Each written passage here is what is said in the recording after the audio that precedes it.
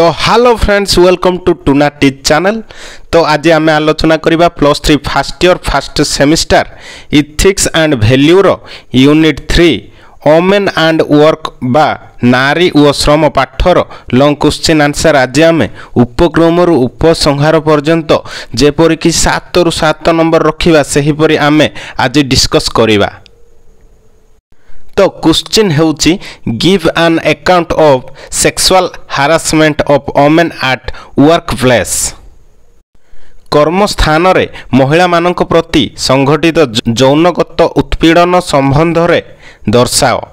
ता पूर्वर फ्रेंड जी जदि नुआरे मो चैनल को आसीथिबे बा बिलोंग करिथिबे प्लीज सब्सक्राइब करिबा भूलिबे नहीं, एमिति वीडियो पाई परिबे।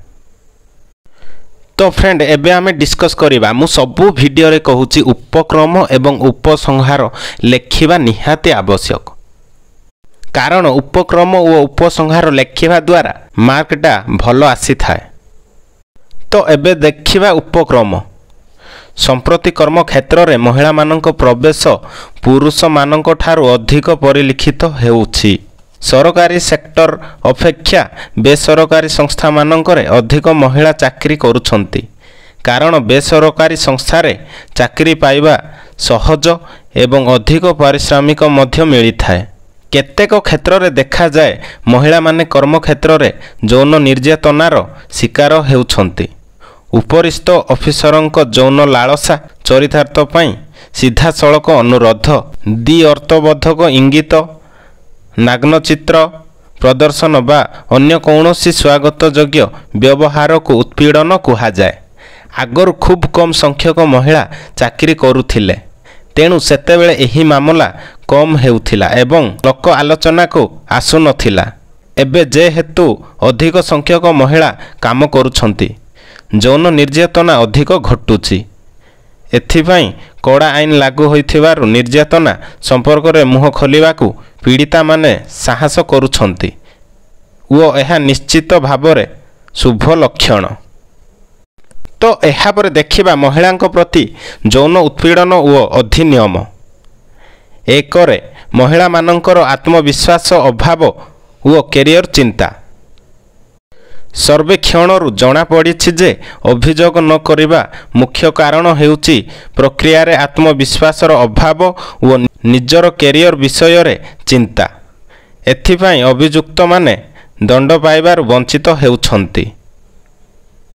एहा पर देखिबा 2 नंबर यौन उत्पीड़न अभियोग दाखल न करिबा।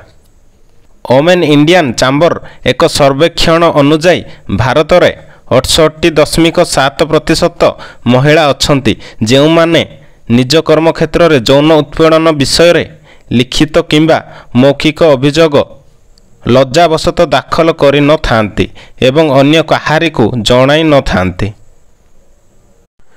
तो एहा पर देखिबा 3 नंबर बीट महिला सहकर्मी सह पुरुषंक असंगत आचरण। नियम अनुसार यौन उत्पीड़न केवल आवांछित शारीरिक संपर्क नुहे बर महिला सहकर्मी सह पुरुषंक व्यवहार को वो आचरण को मध्य सूचित करिथाए। मिथ्या दुष्कर्म अभियोगर श्रेणीकरण विषय रे 46.2% ICLC सदस्य कहिछंती जे एपरि वर्गीकरण महिला मानंकु सेमानंकर अभियोग सहित आगको आसीबाकू प्रतिरोध करे, जेतेबेले कि 38.5% उत्तर देइछंती जे सेमाने निश्चित नुहंती। एहा पर देखिबा 4 नंबर बीट यौन उत्पीड़न रु महिलांको बंचिबा अधिकार। भारतीय संविधान 14, 15 एवं 21 धारा अनुसार जणे महिला घरे किंबा बाहरे जे कौनसी व्यवसाय बा चाकरी क्षेत्र रे हेउना काहेकि बिना यौन निर्यातनर शिकार होई बंचिबार अधिकार रहिछि। 1993 मसीहा जून 25 तारिख रे भारत सरकार एही आंदोलन रे संशोधन आनी आहुरी कड़ाकड़ी करदेले, जहा फल रे कर्म क्षेत्र रे महिला मानक यौन उत्पीड़नर मात्रा सामान्य कमिबार आशा करा जाइथिला। एहा पर देखिबा 5 नंबर बीट महिला को सुरक्षा निमंते आईन। क्रिमिनाल संशोधन 2013 धारा 354 रे अभियुक्तर दंड विधान ପ୍ରଣୀତ ହେଲା। ଏଥିରେ କର୍ମକ୍ଷେତ୍ରରେ ମହିଳାଙ୍କୁ ଯୌନ ନିର୍ଯାତନାରେ ଦୋଷୀ ସାବ୍ୟସ୍ତ ବ୍ୟକ୍ତିଙ୍କୁ 1 ରୁ 3 ବର୍ଷର ଜେଲ୍ ଦଣ୍ଡ କିମ୍ବା ଜରିମାନାର ପ୍ରାବଧାନ ରହିଛି।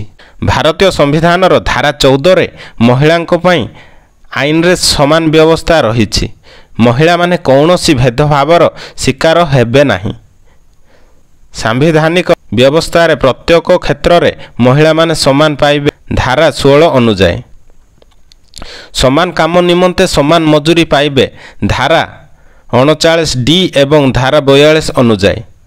ଏତଦ୍‌ବ୍ୟତୀତ ଭାରତୀୟ ସମ୍ବିଧାନର ଏକ ସ୍ୱତନ୍ତ୍ର ବ୍ୟବସ୍ଥା ଅନୁଯାୟୀ ପ୍ରତି ରାଜ୍ୟ ମହିଳା ତଥା ଶିଶୁମାନଙ୍କ ଅଧିକାର ପ୍ରଦାନ ଦିଗରେ ବିଶେଷ ପ୍ରାବଧାନ କରିବେ। ଧାରା 15 ଅନୁଯାୟୀ। ତ ଫ୍ରେଣ୍ଡ, ମୁଁ ସବୁ ଭିଡ଼ିଓରେ କହୁଛି ଉପସଂହାର ଲେଖିବା ନିହାତି ଆବଶ୍ୟକ। ତ ଏବେ ଦେଖିବା ଉପସଂହାର।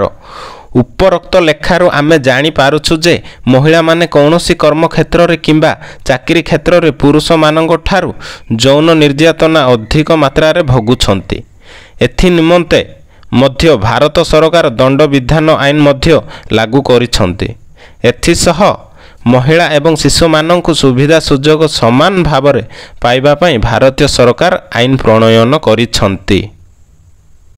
ତ ଫ୍ରେଣ୍ଡସ୍, ଭିଡ଼ିଓଟା ଭଲ ଲାଗିଥିବ ନିଜ ସାଙ୍ଗମାନଙ୍କୁ ସେୟାର କରିବେ, କାରଣ ସେମାନେ ବି ଶିଖିପାରିବେ। ଏବଂ ତା ସହିତ ସବସ୍କ୍ରାଇବ୍ କରିବା ଭୁଲିବେ ନାହିଁ ଏବଂ କମେଣ୍ଟ କରିବେ, ଲାଇକ୍ ମଧ୍ୟ କରିବେ। ଜୟ ହିନ୍ଦ।